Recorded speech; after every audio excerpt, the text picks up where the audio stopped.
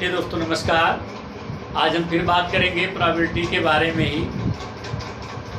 कल हमने प्रोबेबिलिटी के बारे में ही चर्चा किया था, जिस पे जो 2 डाइस के पे जो क्वेश्चन बनते हैं हमने उसी के बारे में चर्चा किया था।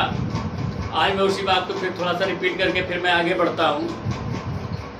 मैंने 2 डाइस के लिए बताया था आपको कि 2 डाइस में सम वाले क्वेश्चन आते हैं कि जैसे किसी भी 2 डाइस को एक साथ उछाला जाता है या डाइस किया जाता है तो उस पर अंकों का योग 4 आने की प्रोबेबिलिटी, अंकों का योग 8 आने की प्रोबेबिलिटी, मतलब ये अलग अलग क्वेश्चन बनते हैं।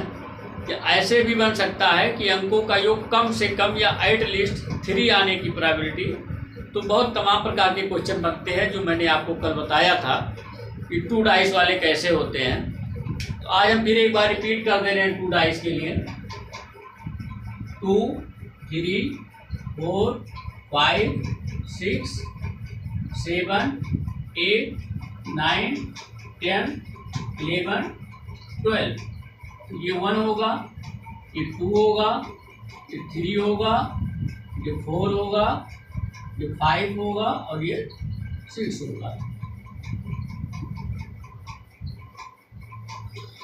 तो हमने बताया था कल आपसे कि अंकों का योग जैसे कह दिया जाए, अंकों का योग 3 आने की प्रोबेबिलिटी, तो 2 बाई, देखिए 2 डाइस है तो टोटल इस पे कंडीशन 36 बनेगा। अंकों को का योग 3 आने की प्रोबेबिलिटी, 3 के सामने क्या है 2, ये आंसर हो जाएगा। अब ये कैंसिल हो रहा है तो कैंसिल कर दीजिए। 2 1 जा 2, 2 1 जा 2, 2 8 जा 16, 2 1 बाई 18 हो जाएगा।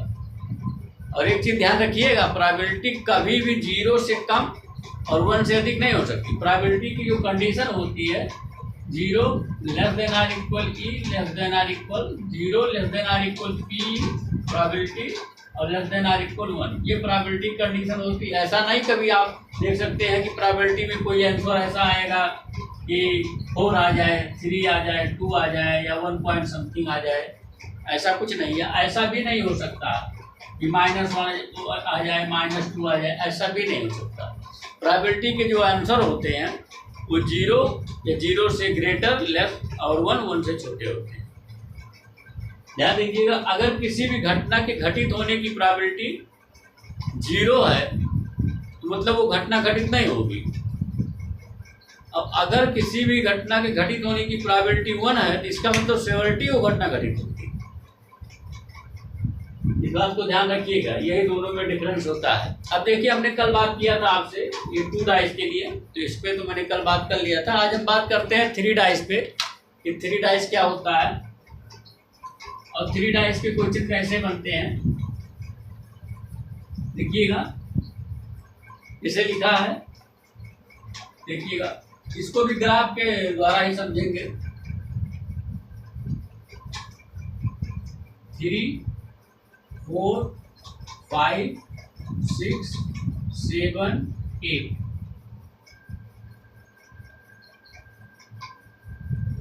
ध्यान दीजिएगा,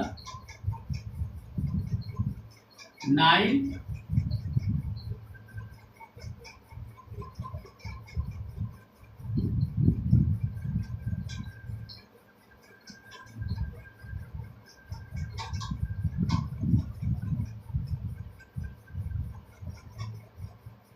9, 10, 11, 12।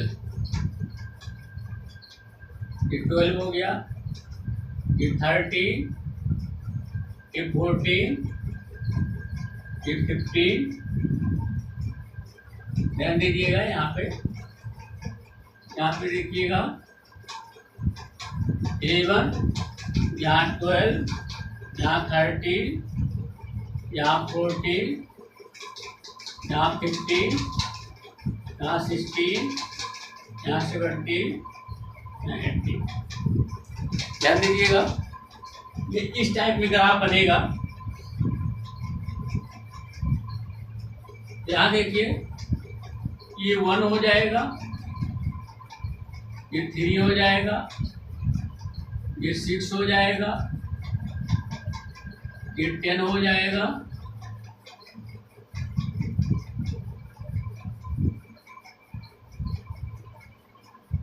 ये 15 हो जाएगा, ये 21 हो जाएगा और इन दोनों का 25 हो जाएगा और इन दोनों का 27 हो जाएगा। ध्यान दीजिएगा। तो अब जैसे क्वेश्चन बनेगा, ये 3 डाइस का है। कितने का है? 3 डाइस का है। 3 डाइस। जैसे मान लीजिए क्वेश्चन ये बनता है कि 3 डाइस को या 3 पासे को एक साथ डाइस करने पर, एक साथ उछालने पर अंकों का योग 6 आने की प्रोबेबिलिटी कितनी होगी? तो ध्यान दीजिएगा, 6 देखिएगा, 6 के सामने कितना है? 10। और चूंकि 3 डाइस है तो हमने आपसे ये बताया था कि 6 के पावर n फार्मूला होता है। अगर आप एक डाइस को करोगे तो 6 के पावर 1 मतलब 6 हो जाएगा। अगर आप 2 डाइस करोगे तो 6 के पावर 2 36 हो जाएगा। अगर 3 डाइस करोगे तो 216 हो जाएगा, 216 हो जाएगा। तो ध्यान दीजिएगा, अब चूंकि 3 डाइस है इसलिए टोटल कितना हो जाएगा? 216 हो जाएगा। अब ये कैंसिल आउट हो रहा है तो कैंसिल कर दीजिए। 2 5 या 10, 2 1 या 2, 2 0 2 8 या 16, तो ये कितना हो जाएगा? 5 5 0 1 8। ये हमारा आंसर हो जाएगा। ये कितना आसान है। यदि ग्राफ आपके दिमाग में है तो ये हो जाएगा। जैसे मान लीजिए आपसे ये भी पूछ सकता है कि 3 डाइस को उछालने पर या डाइस करने पर अंकों का योग 9 आने की प्रोबेबिलिटी कितनी होगी? अंकों का योग 9 आने की प्रोबेबिलिटी कितनी होगी? तो ध्यान दीजिएगा, 9 यहाँ पे है तो देखिए 9 के सामने यहाँ 25, तो 25 कर दीजिए। और भाई चूंकि 3 डाइस है फिर 216 हो जाएगा। ये हमारा आंसर हो जाएगा। खत्म हो गया आंसर। अब बताइए, इससे आसान तो ना हो सकता, इतनी जल्दी से भी ना हो पाएगा उस तरीके से। इसलिए ध्यान रखिएगा इस ग्राफ को।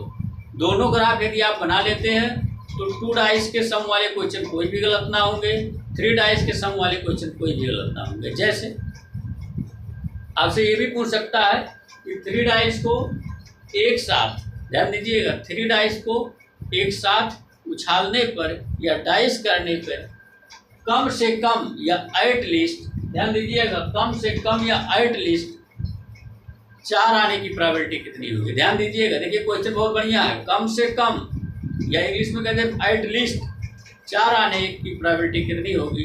तो कम से कम 4 आने की प्रोबेबिलिटी, तो 4 भी आ सकता है, 5 भी आ सकता है, 6 भी आ सकता है, 7 भी आ सकता है, सब कुछ आ सकता है। मतलब 4 से लेकर के यहाँ से 4 से स्टार्ट करिए, लेकर के इतना इतना इतना यहाँ 18 तक आ जाए। तो ऐसे क्वेश्चन को आप ये इस चीज़ को ध्यान रखे होंगे कि जब आपने प्रोबेबिलिटी पढ़ा तो उसमें एक चीज़ ध्यान दो, जहाँ भी एटलीस्ट है, एटलीस्ट वर्ड जहाँ पे आता है या कम से कम जहाँ पे आता है वहाँ पे हम क्या करते हैं? टोटल माइनस कर देते हैं। जो नहीं कहता उसको माइनस करते हैं। देखिए टोटल कितना है? टोटल 1 मान लो। अब ये देखिए, कम से कम एटलीस्ट 4 आने की प्रोबेबिलिटी, 4 या 4 से अधिक तो इसको छोड़ दो, इसको ले लो। तो ये कितना है? 3, 1 आएगा। तो देखिए 1, 3 के सामने क्या है? 1 1। अब आई 3 डाइस है 216 हो जाएगा। अब इसमें से 1 से माइनस कर दो, 216 ऊपर जाएगा, 215 आ जाएगा। 215 बाई 216, ये हमारा आंसर। जैसे मान लीजिए कह दें कम से कम 6 आने की प्रोबेबिलिटी, तो ध्यान दीजिए कम से कम 6 आने की प्रोबेबिलिटी, तो 6 या 6 से अधिक कुछ भी हो जाएगा। तो हम उसको पूरे को 6 से लेके छोड़ देंगे। इधर देखिए कितना हो जाएगा? ये 5 से लेके 5 4 3 इसको ऐड करेंगे तो 5 पे हमने 6 6 3 9 9 1 10। ध्यान दीजिएगा कितना हो जाएगा? 10। ध्यान दीजिएगा 10 हो जाएगा। 10 बाई कितना हो जाएगा? 216 हो जाएगा। अब 1 में से माइनस कर दीजिए, 216 में से 10 जाएगा, कितना बचेगा? 206 बचेगा और बाई 216 हो जाएगा। ये हमारा आंसर हो जाएगा। 20 पेंसिल हो रहा है तो काट दीजिए। देखिए 206 बाई 216, देखिए 2 1 जा 2 0, 2 3 जा 6, 2 1 जा 2, 2 8 जा 16, तो कितना आया? 103 बाई 108। बताइए कितना है? आसान सवाल, बहुत जल्दी लग रहा है सवाल। तो जब ये ग्राफ पता होगा आपको, ये सवाल बहुत आसानी से 100% सही लगेगा, काफ़ी कम टाइम में लगेगा, गलत कभी ना होगा। अब ध्यान दीजिएगा, ये तो 2 डाइस के बाद तो 2 डाइस में कुछ भी क्वेश्चन। देखिए मैं फिर एक बार वो बता दे रहा हूँ। अंकों का योग 13 आने की प्रोबेबिलिटी 21/260।